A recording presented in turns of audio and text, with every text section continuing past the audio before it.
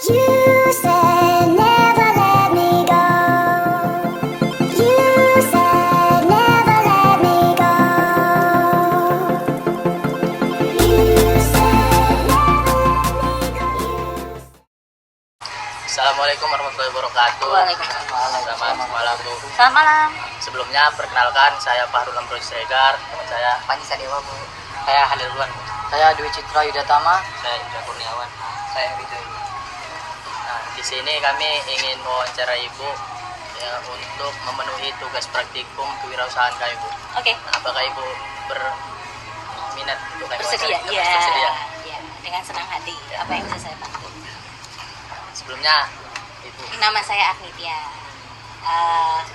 Saya pemilik warung Betah Mampir. Warung ini. ya.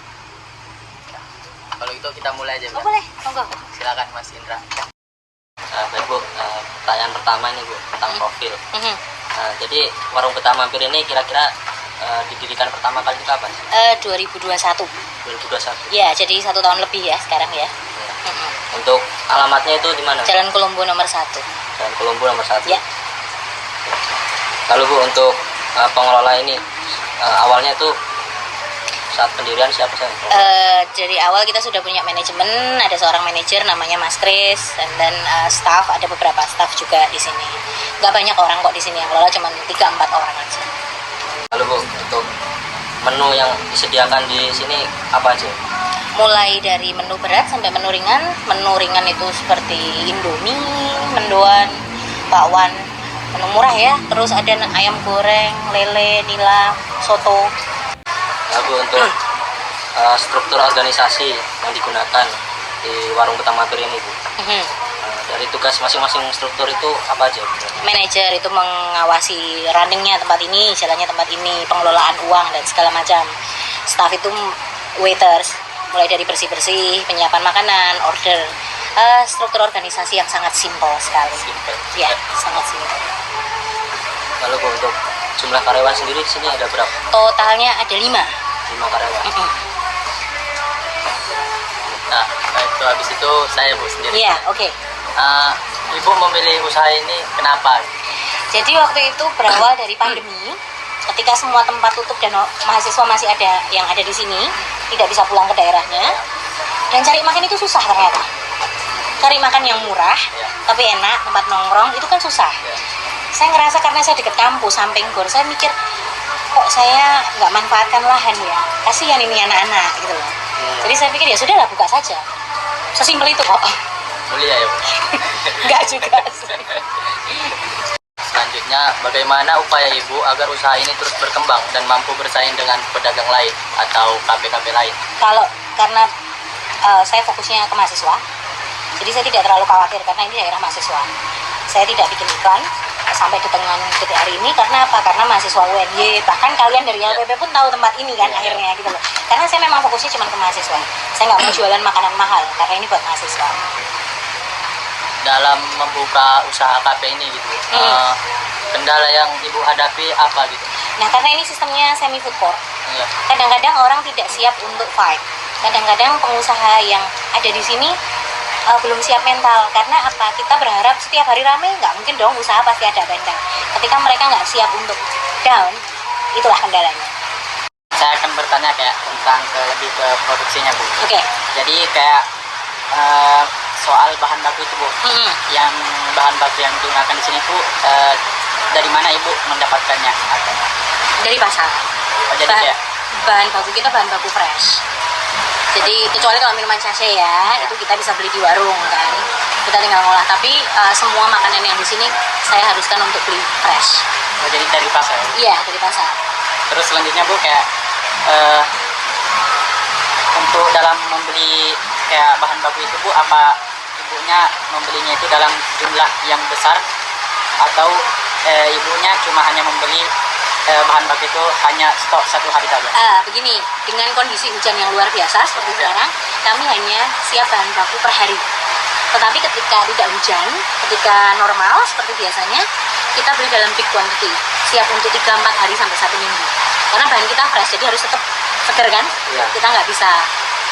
Oh, jadi tergantung saja. Tergantung. Terus selanjutnya Bu, kayak stok yang punya itu, stok yang ibu punya itu apa perharinya itu selalu habis atau masih ada yang belum laku?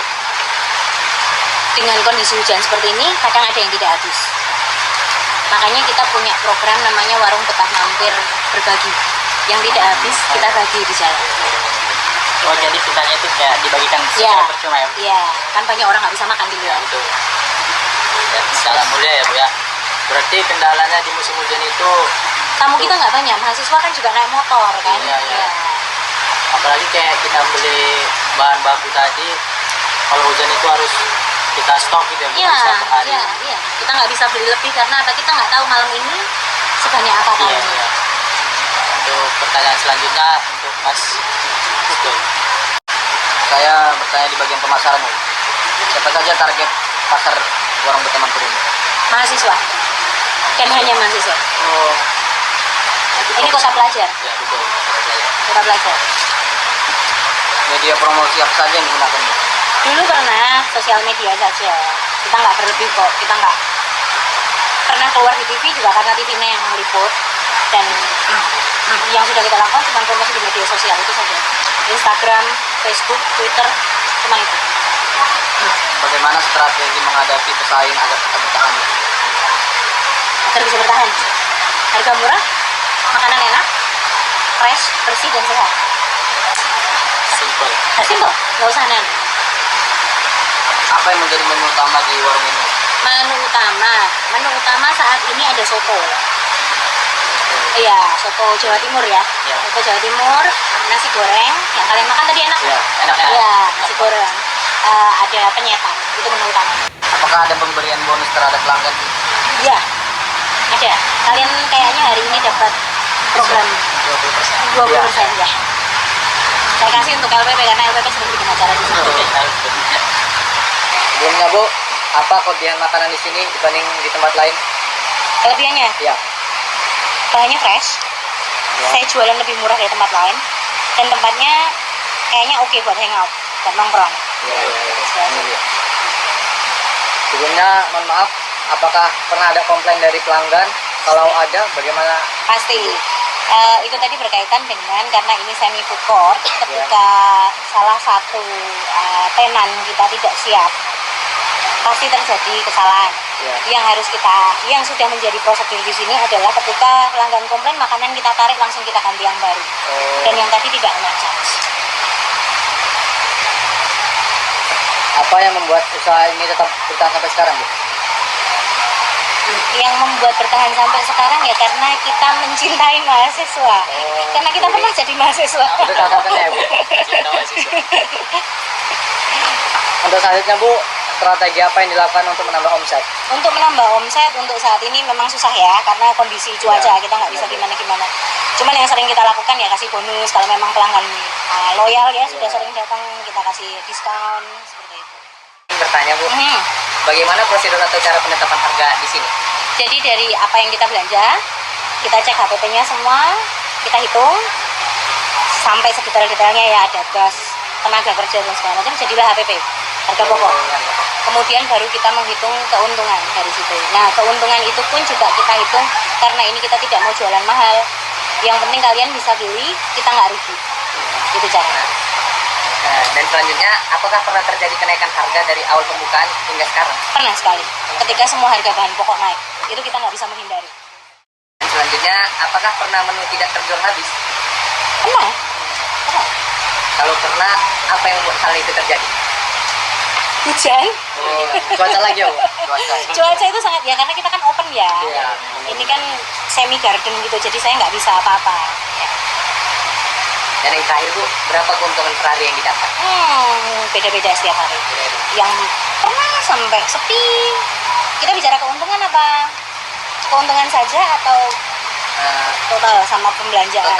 Total sama pembelanjaan. Ya pernah sampai 200.000 kalau sepinya. Per hari? Iya pernah, sangat sepi ya. Tapi juga kalau lagi rame ya bagus. Ini pertanyaan terakhir.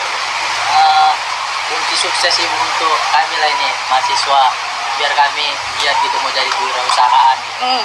Apa dari Ibu? Motivasi? Motivasinya? Ya. Kalian tahu dulu apa yang kalian mau. Oh, Kalau kalian nggak tahu kalian mau jadi apa, kalian nggak akan pernah bisa sampai di tempat yang kalian mau. dan yang terakhir Bu, ada yang mau saya tanyakan.